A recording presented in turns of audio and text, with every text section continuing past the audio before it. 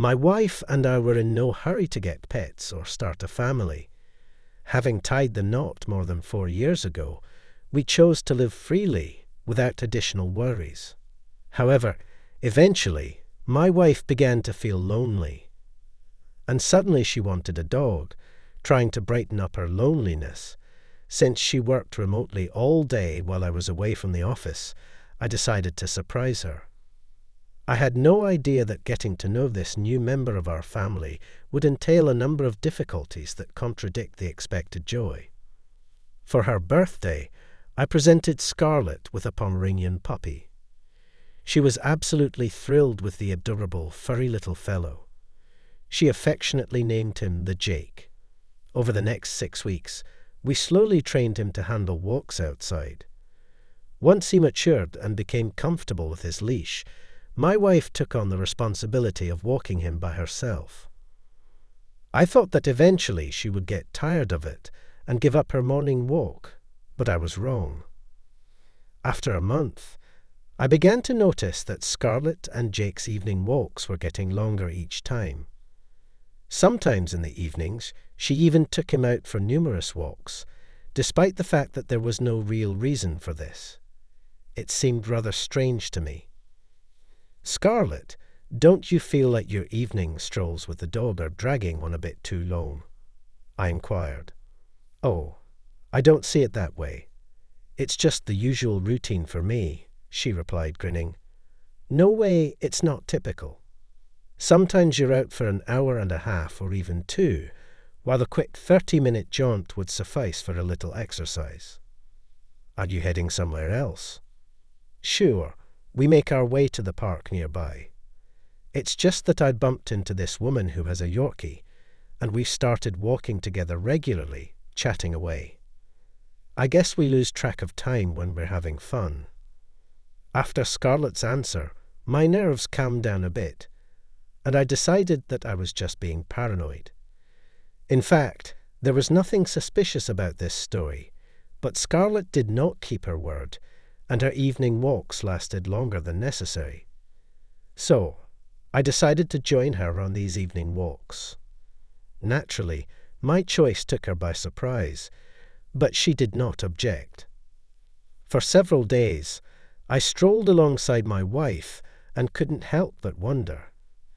Had I ever actually seen this new companion of hers? Given that Scarlett met with her daily, it struck me as odd. Driven by curiosity, I devised a plan to shadow Scarlett. Feigning a sudden deluge of work, I told her I'd be tied up at the office, drowning in reports, and suggested she should continue her walks with her newfound friend. The instant the opportunity arose the next day, I left work at my regular time and headed to the park where Scarlett usually went for her walks. What I found was unexpected. There she was, indeed, but not with any friend. She was with a man, both of them walking their dogs. I decided to call my wife to find out her reaction. When she heard the ringtone, she took her cell phone out of her purse and, noticing that it was from me, immediately put it back. However, she seemed to be completely engrossed in talking to this guy, smiling and looking into his eyes. I wasn't thrilled with the scene unfolding in front of me, but I was still looking for reasons to protect my lover. Perhaps their meeting was just a coincidence. He also had a pet. In the end, they didn't exchange a single kiss, but just in case, I decided to observe what was happening a little more. Over the next few days, when I returned from work, I noticed that the same scenario was repeating itself. Whenever I called her, she didn't answer the phone, and as a rule, it wasn't a friend, but the same man. Strangely enough, he turned out to be a full 10 years younger than her. I found myself at a loss for how to proceed. It was time to sort everything out. Once I got home, I wasted no time laying out all the details I had encountered and recounted the messages I had sent that went unanswered. Scarlett quickly turned crimson, her gaze flitting around the room. It caught her off guard when I unexpectedly probed her with such tricky inquiries. And this is our neighbour Matthew, who lives just around the corner. When I started hanging out with him, we hit it off. It felt awkward for you to know I was out with a guy, so I made up a friend, Scarlett responded. Why on earth would you hang out with him at all? I pressed. Well, he's young, only 26. I'm already 35. Why would he be interested? She chuckled nervously.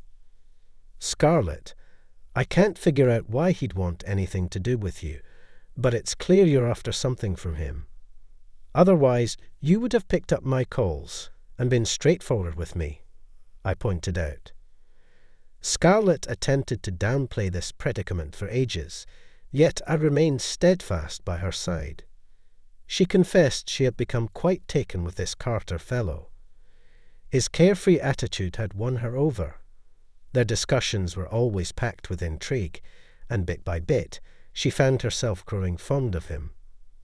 Although they never crossed the line into physical territory, merely the notion she was drawn to another was enough to unsettle me.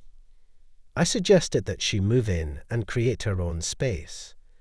During the time I spent apart, I realized that a future with Scarlett is impossible. My faith in her has been completely shaken. As a result, I decided to divorce and openly expressed my thoughts to her. I also discussed the situation in detail and found out that it was Scarlett who first approached him when they were walking their dogs, showing obvious interest. He contacted her out of simple politeness, never considering a relationship, even for a moment, despite her subtle hints that she would be open to more. In the end, he decided to stop all communication with her. About 6 months later, she tried to resume a relationship with me, but by that time I already had a new relationship.